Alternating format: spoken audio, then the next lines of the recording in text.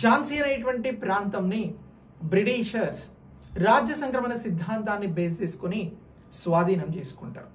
So ఇలా స్వాధీనం చేసుకోవడం ఝాన్సీ ప్రాంతానికి సంబంధించినటువంటి లక్ష్మీబాయికి నచ్చదు.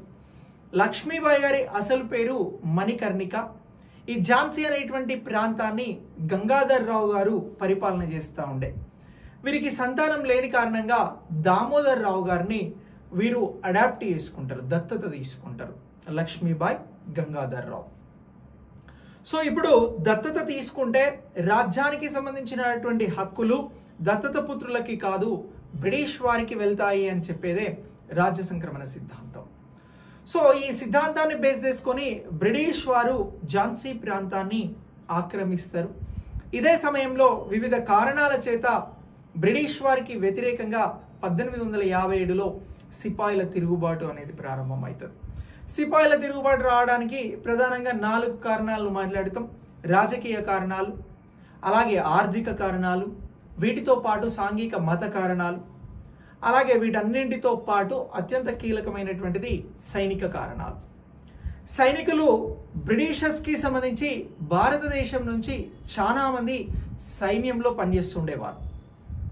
ఈ పనిచేస్తున్నటువంటి సైనికులకి సంబంధించి రాయల్ ఎన్ఫీల్డ్ తుపాకులను ఇచ్చి ఇందులో ఆవు కొవ్వు, పంది కొవ్వు వాటితో ఈ బుల్లెట్స్ని లోడ్ చేసేటువంటి, పేల్చేటువంటి అంశాలు ముడిపడి ఉంటాయి. ఇది భారతదేశంలో బ్రిటిష్ వారి సైన్యంలో పనిచేస్తున్నటువంటి భారత సైనికులకి నచ్చదు, ఇందులో ముస్లింలకి కానీ హిందువులకి కానీ. ఇలా సిపాయిల తిరుగుబాటు అనేది వచ్చినప్పుడు ఈ సిపాయిల తిరుగుబాటుకి సంబంధించి నానా సాహెబ్కి సంబంధించి సిపాయిల తిరుగుబాటులో అతను కాన్పూర్ నుంచి తిరుగుబాటుని ముందుకు తీసుకెళ్తాడు.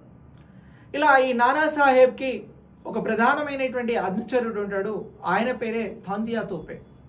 ఈ తాంతియా తోపే సపోర్ట్ చేసినప్పటికీ కూడా నానా సాహెబ్ బ్రిటిష్ వారి చేతిలో ఓటమి పాలై ఈయన నేపాల్కి పారిపోతాడు. ఆ తర్వాత ఈయన ఝాన్సీ వెళ్ళి లక్ష్మీబాయి గారికి సపోర్ట్ చేసి తాంతియా తోపే గారు లక్ష్మీబాయి గారితోటి విరోచితంగా బ్రిటిష్ వారికి వ్యతిరేకంగా పోరాటం చేస్తూ ఉంటారు. అయితే ఈ పోరాటంలో ముందుగా లక్ష్మీబాయి మణికర్ణిక చాలామంది బ్రిటిషర్స్ని చంపివేస్తుంది, ఊచకోతకు వస్తుంది.